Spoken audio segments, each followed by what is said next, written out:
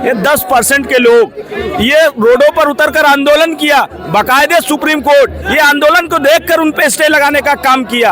आप सोचिए 10% के लोगों पर अगर ये दबाव में स्टे लगा सकता है तो 90% लोग अगर रोडों पर उतरते हैं तो सुप्रीम कोर्ट घुटने टेक भी सकता है। इसको हमको भरोसा और विश्वास है। और सोचिए यूजीसी एक ऐसा बिल है जो दलित पिछड़े आदिवासियों के साथ भेदभाव ना हो। जो लड़का अच्छा नंबर लाता है उसे इंटरव्यू में 50 नंबर का होता है तो 20 नंबर दिया जाता है। अगर जनरल कैटेगरी का बच्चा होता है तो उसे 45-46 नंबर दिया जाता है तो वो पास हो जाता है। हमारे दलित पिछड़े आदिवासी के बच्चे को फेल किया दिया जाता है। उनको हॉस्टलों में उनके साथ रैगिंग होती है। और जिस तरह से देख रहे हैं पूरे देश में नंगा नाच चल रहा है। यह सरकार चुप बैठी है, साजिश के साथ सुप्रीम कोर्ट में यह पूरी तरह से सेट करके रखी है कि उधर हमारा जनरल वोट भी हमारे पास रहे और ओबीसी वोट में हम अंदर से सेंध लगा ले।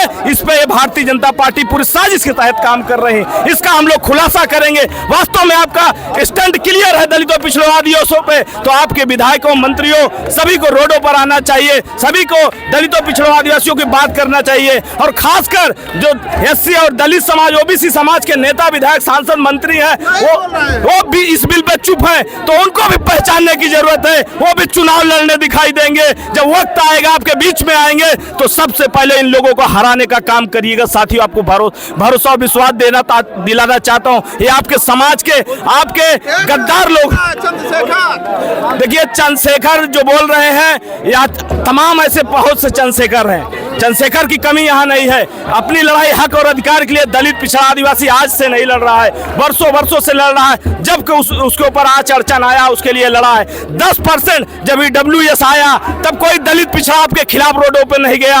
आज जब यूजीसी बिल लागू हो गया तो आप 10% लोग रोडों पर उतर गए। ये कहाँ का अन्याय है? आप रोडों पर उतर सकते हैं, दलित पिछड़े बैठने वाले नहीं है। जब तक यह बिल लागू नहीं होता है तब तक इसके लिए आंदोलन होगा और इस सरकार को भी घुटने टेकने होगी और अपनी मंशा साफ भी करनी होगी।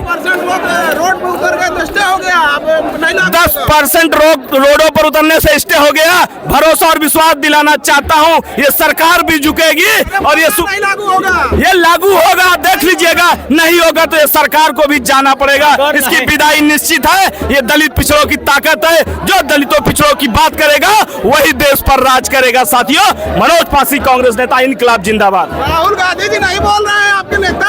देखिए राहुल गांधी जी नहीं बोल रहे हैं। अभी उस सदन में जो तमाम चर्चाएं चल रही है, हम भी कांग्रेस के नेता हैं। जब भी दलितों पिछड़ों के साथ अन्याय होगा खुले समर्थन में खड़ा रहूंगा। हम भी खड़े हैं इसी धरने स्थल पर आके। हमें राहुल गांधी और तमाम लोगों यहाँ से पार्टी से नहीं निकाल देते। राहुल गांधी का भी मिशन है इस देश में। उन्होंने कहा है कि 90% के लोग इस देश पे राज करेंगे, हर संस्थाओं पे।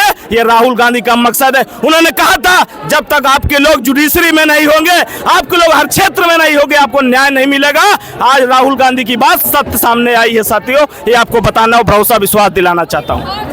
मोदी जी की चाहते हैं तो तेली क्या देते हैं, क्या कहना चाहेंगे? देखिए मोदी जी को वोट दे रहे हैं, वो लोग कुछ भी कर सकते हैं। वो अभी मुस्लिम समाज के तमाम बिल आए लेकिन मुस्लिम समाज एक भी रोडों पर नहीं उतरा, एक भी मोदी को अशब्द प्रयोग नहीं किया। लेकिन ये जनरल वाले तमाम वोट देने वाले लोग मोदी को तेली और तमोली, आतंकवादी, सामंतवादी तमाम बताना चालू कर दिए। ये देख लीजिए, फर्क साफ है। इस देश के गद्दार लोग कौन है और देश के साथ आजादी के दौरान भी मुखबिरी करने का काम ये लोग करते थे। आज ये लोग साजिश कर रहे हैं। हम लोगों को भरोसा और विश्वास है तमाम दलित पिछड़े आदिवासी पूरे देश के कोने कोने में आंदोलन करेंगे। ये सरकार को भी झुकना पड़ेगा, सुप्रीम कोर्ट को भी झुकना पड़ेगा। भरोसा और विश्वास के साथ कहना चाहता हूँ।